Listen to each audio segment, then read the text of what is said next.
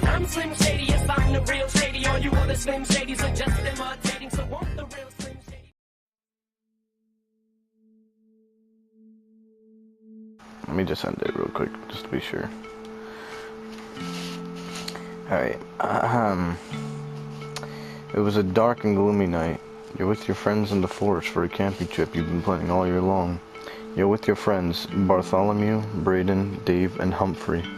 You start roasting your marshmallows over the campfire that you just started with your friends. You get out the graham crackers and the Hershey bars out of your Supreme trademark bag and start making s'mores.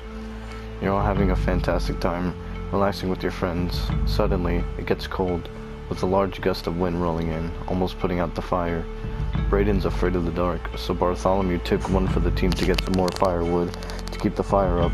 After 20 minutes, Bart still hasn't come back from the woods, so Dave and Humphrey go in after him while Braden's pussy ass stays back in the sleeping bag inside of the tent. After a long time waiting, you hear a child singing in the woods. You keep listening until you hear, "Hey, hey, hey, Lil Yachty, Lil Yachty." You assume it's one of your friends singing, so you know where they are.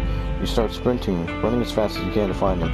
But as you get closer, a smell starts to rise.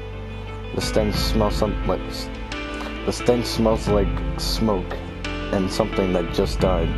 You get closer to the singing, and then suddenly you hear a squish as you take a step.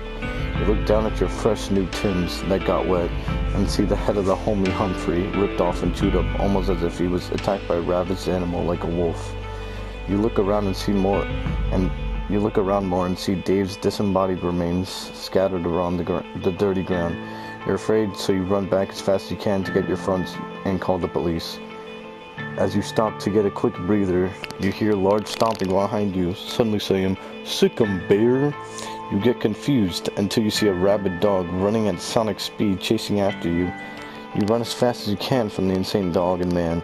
You grab a large stick and smack the dog, practically knocking it out. The large man gets extremely angry, yelling, "No one hurts my bear!" He runs faster than any man has ever run before, despite his size and weight. He grabs you and knocks you out. You suddenly wake up with the full moon glowing in your face. You're confused until you notice that your hands and legs are tied up to a chair. A large man-child keeps referring to you as Dak. You're confused and plead for your life. He doesn't care. He looks up in the sky and says, "Mom, are you proud? I got Dak, like I said." He drags your chair closer to the edge of the cliff. He's about to drop you, but before he does, he pulls you close and whispers in your ear, "Time for you to fall off Big Mountain." He shoves you off, and you fall for what feels like eternity until a sharp rock at the very bottom pierces your chair and your spine, killing you almost instantly. But before you die, you hear him say, "Let's go home and spend all my money on that."